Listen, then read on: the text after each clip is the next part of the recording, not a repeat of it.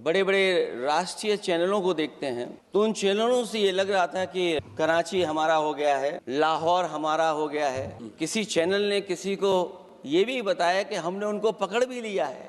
जो कमेंट्री, जो विजुअल्स थे, वो ऐसा लग रहा था कि अध्यक्ष महोदय अब पीओके हमारा हो जाएगा। हालांकि सरकार के इंजनों को मैं टकराता हुआ देखता हूँ, हो सकता है ये मेरा भ्रम हो, लेकिन पीओके के मामले में सभी इंजन हमें एक दिखाई देते हैं। कुछ लोग तो पीओके पर ये कह रहे थे कि हमारा कब्जा हो जाएगा, 6 महीने का केवल हमें मौका मिल जाए। सरकार आखिरकार पीछे कैसे हट गई और क्या कारण था कि सरकार को सीज फायर का ऐलान करना पड़ा? हमें उम्मीद थी कि सरकार सीज फायर करेगी, लेकिन इनकी मित्रता बहुत है और उसका परिणाम ये है कि इन्होंने अपने मित्र से ही कहा कि आप ही सीज फायर अनाउंस कर दीजिए, हमारी कोई ज़रूरत नहीं है, हम सीज फायर आपसे ही स्वीकार कर लें। आखिरकार किस दबाव में ये सरकार स्वीकार कर रही है? आज जिस विषय पर बोलने के लिए मैं खड़ा हुआ हूँ, दरअसल वो विषय होना ही नहीं चाहिए था। ये दुर्भाग्यपूर्ण है कि आज़ादी के इतने साल बाद भी ऐसे मुद्दे बने हुए हैं। ये बात अध्यक्ष महोदय पक्ष विपक्ष की नहीं है, देश की सुरक्षा की है, जनता के जीवन और रक्षा की है। हम सब मिलकर के कोई ऐसी नीति रणनीति बनाते क्यों नहीं है जिससे सीमाएं हमेशा हमेशा शांत रहें। लेकिन पहलगांव की घटना ने साबित कर दिया है कि लापरवाही देशवासियों की जान ले सकती है। और बहुत ही उत्तेजित भाषा इसीलिए बोल रहे हैं कि जनता सम्मोहित हो जाए, जनता स्वीकार करने लगे, लेकिन सच्चाई ये नहीं है। आप कितना भी उत्तेजित बोलें, देश की जनता समझ रही है। ये सही है कि जनता के इमोशंस का लाभ आप उठा रहे शासन करने की। मुझे याद है कि जिस दिन पहलगांव हमला हुआ उस दिन वहां का हर पर्यटक पूछ रहा था, जो पर्यटक पूछ रहे थे कि खतरों के बीच मेरी रक्षा करने वाला कोई वहां क्यों नहीं था। आखिरकार ये सबके मन में सवाल यही है कि जिस समय घटना हुई आखिरकार उन्हें बचाने वाला कोई क्यों नहीं था। और जो सरकार ये दावा करती है, 370 के बाद ये कहा सरकार ने कि भविष्य में कोई आतंकवादी घटना नहीं होगी, वहां टूरिज्म बढ़ेगा। जितने लोग वहां गए वो सरकार के भरोसे पे गए थे, वो सरकार के आश्वासन पे गए थे। और आखिरकार सिक्योरिटी लैब्स की जिम्मेदारी कौन लेगा? और ये जो पहलगांव की घटना हमारे इंटेलिजेंस फेलियर की वजह से है, उन्हें मैदान को खुला छोड़ दिया। वो सरकार जानती होगी कि कितना समय लगा होगा फोर्सेस को आने में। आखिरकार वो जिम्मेदारी किसकी है? और फिर सरकार को ये जरूर बताना चाहिए कि सरकार क्या क्या कदम उठा रही है कि भविष्य में ऐसी घटना ना हो, क्योंकि पहलगांव से पहले पुलवामा भी हुई और पुलवामा में भी यही बात रखी गई थी कि इंटेलिजेंस फेलियर है। उस समय भी किसकी जिम्मेदारी थी इंटेलिजेंस फेलियर की? किसी को नहीं पता। और अगर इंटेलिजेंस फेलियर पहले था तो पहलगांव में भी वही इंटेलिजेंस फेलियर हम लोगों को और पूरी देश की जनता जानती है। आखिरकार जिम्मेदारी किसकी बनती है? जो लोग बड़ी बड़ी बातें कर करके चले गए, कम से कम देश के सामने एक सबसे महत्वपूर्ण सवाल, उसका जवाब सरकार की तरफ से आना चाहिए। क्योंकि हमारी सीमा पर जो सुरक्षा है, जो रक्षा करने वाले हमारे सेना के लोग हैं, वो हमारी सीमाएं सुरक्षित रखते हैं। लेकिन हमारे भारत का क्षेत्रफल क्या है? कम से कम क्षेत्रफल पता होना चाहिए। और जो सवाल पर्यटक पूछ रहे थे कि कुछ ऐसे लोगों को सरकार की ओर से चारों तरफ से चाक चौबंद सुरक्षा घेरा क्यों दिया जाता है? जो हमारी रक्षा क्यों नहीं की गई? क्योंकि जिस तरह का लाभ लेना चाहते हैं भारतीय जनता पार्टी के लोग, हम सब ने देखा कि पहलगांव के दूसरे दिन ही जिस तरह का राजनीतिक कार्टून भाजपा के ऑफिशियल हैंडल से पब्लिश किया गया और हमारे द्वारा घोर आपत्ति किए जाने पर हटाया गया, उसने साबित कर दिया कि भाजपा के लोग भी जानते हैं कि दुख की इस घड़ी में उन्होंने देश की भावनाओं के साथ बेहद खिलवाड़ किया है। भाजपा बताए कि ऐसे संवेदनहीन लोगों के खिलाफ उन्होंने क्या कार्रवाई की है। ये अति गंभीर प्रश्न है कि जिन्होंने अपनों को खोया है उन पर दबाव डाल करके बयान भले बदलवा दिए जाएं, लेकिन भाजपा याद रखें, बयान बदलवाने से सच नहीं बदल जाता है। पहलगांव में हुए आतंकवादी हमले के जवाब में एलजी साहब ने कहा कि वो इंटेलिजेंस फेलियर है, लेकिन यह नहीं बताया कि फेलियर क्यों हुआ है। अध्यक्ष महोदय, मैं उम्मीद करता हूं कि सरकार का ये जवाब जरूर आए कि फेलियर क्यों हुआ है। ऑपरेशन सिंदूर के नाम पर जो प्रचार किया गया वो भी निंदनीय है। सच तो यह है कि ऑपरेशन सिंदूर का होना ही सरकार की विफलता का प्रतीक। इससे बड़ी विफलता सरकार की कोई नहीं हो सकती कि अध्यक्ष महोदय हम और आप सब मिलकर के बैठ करके सिंदूर ऑपरेशन पर बहस करें, चर्चा करें। ऑपरेशन सिंदूर के दौरान विदेशी लोगों ने दावा किया कि उन्होंने उसे रुकवाया है। ये बात कई बार माननीय सदस्यों की तरफ से आई है कि आखिरकार किसने रुकवाया, हमसे हमारी संप्रभुता खंडित हुई है। संप्रभुता ही स्वतंत्रता की सुनिश्चित करती है। इधर आजादी के अमृत काल का ढिंढोरा पीटा जा रहा है, उधर हमारी इंटीग्रिटी को चुनौती दी जा रही है। देश की विदेश नीति पूरी तरह फेल है। ऑपरेशन सिंदूर और पहलगांव की घटना पर दुनिया के किसी भी देश ने हमारा साथ नहीं दिया। ये हमारी विदेश नीति का संकट काल है।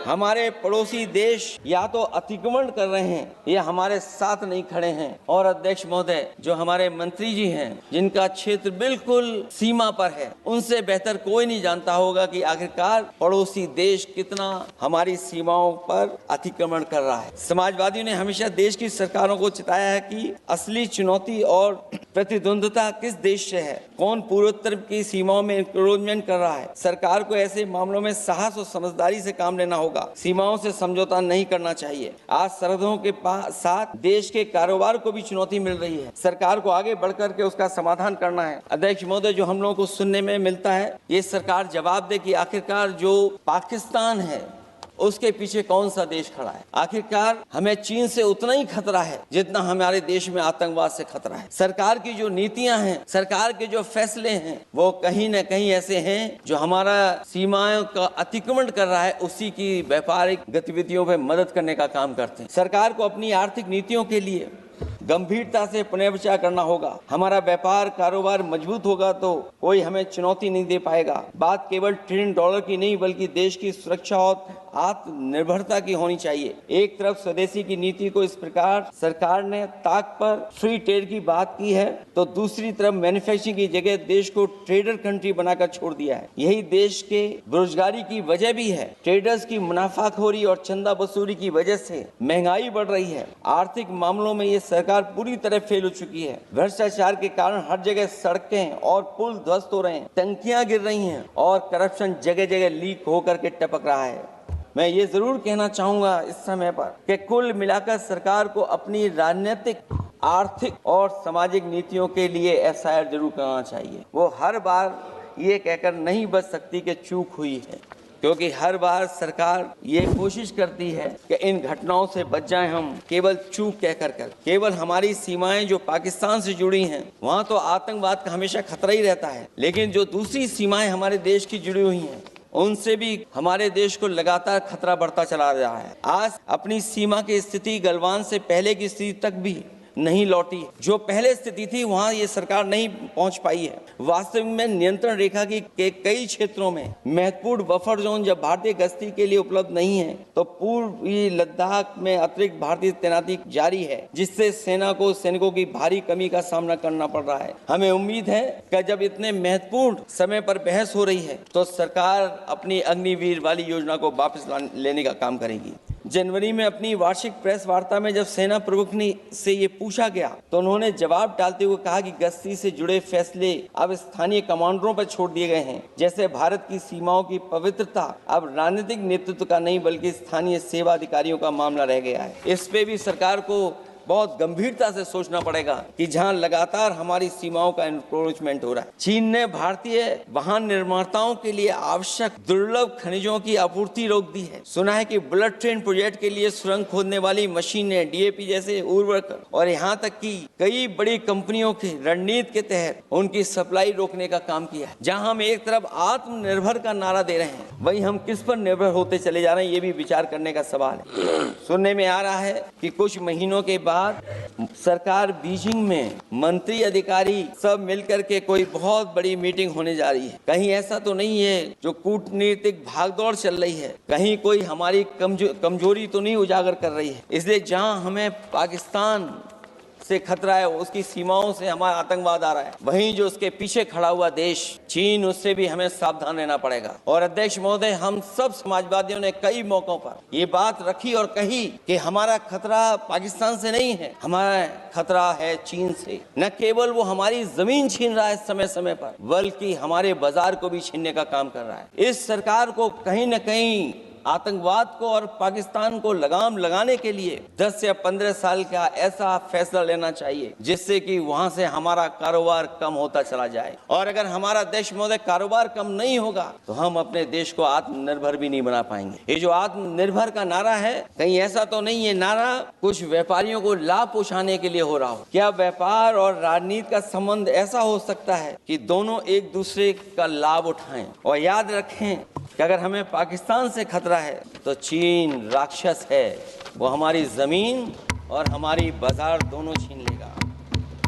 मैं अंत में अपनी बात खत्म करने से पहले मैं कुछ सुझाव देना चाहता हूं। और मुझे याद है जब पिछली बार चीन से सवाल खड़ा हुआ था, ये सरकार पता नहीं कैसा फैसला लेती है। और मैं अभी विदेश मंत्री जी को जब सुन रहा था तो विदेश मंत्री जी ये कह रहे थे कि जो इंफ्रास्ट्रक्चर बन रहा है वो हमारा बहुत अच्छा इंफ्रास्ट्रक्चर बन रहा है। हम पुल अच्छे बना रहे हैं, हम सड़कें अच्छी बना रहे हैं, हम ब्रिजेस अच्छे बना रहे हैं। क्या ये सच्चाई है कि जिस तरह का चीन अपने सीमा पर इंफ्रास्ट्रक्चर बना रहा है, क्या उससे बेहतर इंफ्रास्ट्रक्चर हमारा बन रहा है? इसका जवाब जरूर सरकार दे। वहीं जहां हमारे डिफेंस को स्ट्रेंथन जितना हम करेंगे उतनी हमारी नेशनल सिक्योरिटी स्ट्रेंथन होगी। ये जो बजट लगातार कम होता चला जा रहा है, इस बजट को बढ़ाना चाहिए और कम से कम जीडीपी का 3% बजट डिफेंस का होना चाहिए।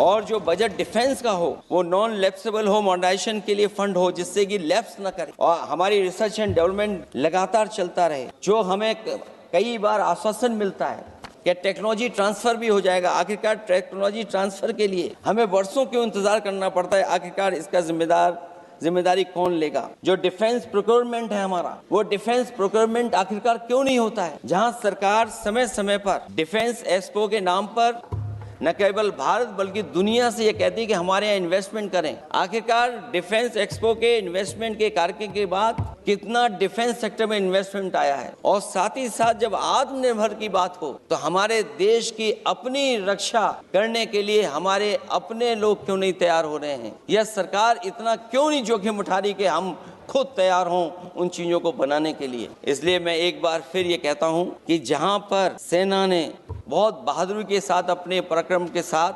परिचय दिया, उसके लिए फौज को मैं बधाई देता हूं। लेकिन अभी जब मैं सुन रहा था, ये जो अभी आतंकवादी मारे गए हैं, आतंकवादी मारे जाते हैं, हम सब पक्ष में हैं, लेकिन हर जगह राजनीतिक लाभ आखिरकार कौन उठा रहा है? क्योंकि मैं अपनी बात खत्म कर रहा था, अध्यक्ष महोदय ये पूछ रहे हैं कि आज महादेव ऑपरेशन पे मैं धन्यवाद क्यों नहीं दे रहा हूँ? अध्यक्ष महोदय, जिस समय समर्थन की बात आई, पूरे देश के जितने भी राजनीतिक दल हैं वो आपके साथ थे। आखिरकार इनकाउंटर कल ही क्यों हुआ? और अध्यक्ष महोदय, फिर वही बात मैं दोहराऊं जिसकी वजह से पहलगाम हुआ, जिसकी वजह से पुलवामा हुआ। अगर ये इतना ही टेक्नोलॉजी और इन सब चीजों को समझते हैं और जानते हैं, इतना ही टेक्नोलॉजी और इन चीजों को सब समझते हैं, तो आखिरकार अध्यक्ष महोदय पुलवामा में जो गाड़ी में RDX आया, वो गाड़ी आज तक क्यों नहीं पकड़ी गई? और शायद भारतीय जनता पार्टी के लोग ये जानते होंगे कि बहुत सारे विभाग सरकार के होते हैं, सैटेलाइट इमेजेस देते हैं। अगर आज भी भारतीय जनता पार्टी चाहे तो पुलवामा में जो गाड़ी आई है, सैटेलाइट इमेजेस से वो पता कर सकती है कि वो किस रास्ते से वो गाड़ी आई थी। आप हिम्मत क्यों नहीं जुटा पा रहे हैं उसके लिए? और फिर पहलगाम में किसी भी दल ने आपके साथ किसी तरह की राजनीतिक बातचीत नहीं की, लेकिन राजनीतिक लाभ आपने कांग्रेस पार्टी से भी उठाने की कोशिश की, हमारे से भी उठाने की कोशिश की। अगर डेलीगेशन भेजना ही था आपको तो पॉलिटिकल पार्टीज तय करती हैं, आप नहीं तय कर सकते। ये राजनीति कौन कर रहा है? और फिर अध्यक्ष महोदय, राजनीति करने वाले वो लोग जो अपने चुनावी भाषण में कह रहे थे कि POK हम 6 महीने में ले लेंगे, हम अक्साई चीन ले लेंगे। इसीलिए मैंने सवाल पूछा अध्यक्ष महोदय सरकार कि जिस समय सरकार में भारतीय जनता पार्टी आई उस समय भारत का क्षेत्रफल क्या था और भारत का क्षेत्रफल आज क्या है? क्या 5 फिंगर्स, पेंगोंग लेक, गलवान घाटी, रजांगला, उसका जवाब किसके पास है? सरकार के पास है क्या कि नहीं है? और मैं आज अध्यक्ष महोदय कहता हूं, हम वॉर के खिलाफ हैं, हम वॉर नहीं चाहते हैं, लेकिन सीमा पर शांति रहे, हमारा कोई इंक्रोचमेंट नहीं करे। झगड़ा मैं आज भी कहता हूं, ये लड़ाई आपको जो लड़ाई हुई है वो पाकिस्तान से आप नहीं लड़े हैं। अध्यक्ष महोदय, आप कितना भी छिपना चाहोगे, छिपाना चाहोगे, कोई भी स्वीकार नहीं करेगा। ये जो लड़ाई लड़ी गई है ये आपको चीन से लड़नी पड़ी थी। और जो समय आप बताते हैं कि इस समय से इस समय तक हमारी एयरफोर्स और हमारे लोगों ने हमला किया, टेररिस्ट लोगों के तमाम सेंटर्स को खत्म किया है, तो हमारे मन में भी एक इच्छा आती है कि हमारे सबसे बेहतरीन एयरक्राफ्ट जो नींबू और मिर्च लगा करके जिनकी पूजा की गई थी वो कितने उड़े थे। हम और सवाल नहीं पूछना चाहते हैं आप, मैं केवल इतना पूछना चाहता हूं कि जिन एयरक्राफ्टों को नींबू और मिर्च लगा करके पूजा की गई थी वो एयरक्राफ्ट कितने उड़े थे। हमें अपनी पूरी एयरफोर्स पे गर्व है। इतने बेहतरीन पायलट किसी के पास नहीं है जितने बेहतरीन पायलट हमारे पास हैं। और हम समाजवादी वो लोग हैं जिन्होंने ऐसा इंफ्रास्ट्रक्चर सड़कों का बनाया था कि अगर कभी इमरजेंसी हो तो आपका एयरक्राफ्ट वहां पर उतर जाएगा। और देश में पहली बार सुकोई, मिराज और हरकुलस अगर किसी ने सड़क पर उतारे थे तो वो समाजवादी पार्टी और हम लोगों ने सड़क पर उतारने का काम किया था। सही बात।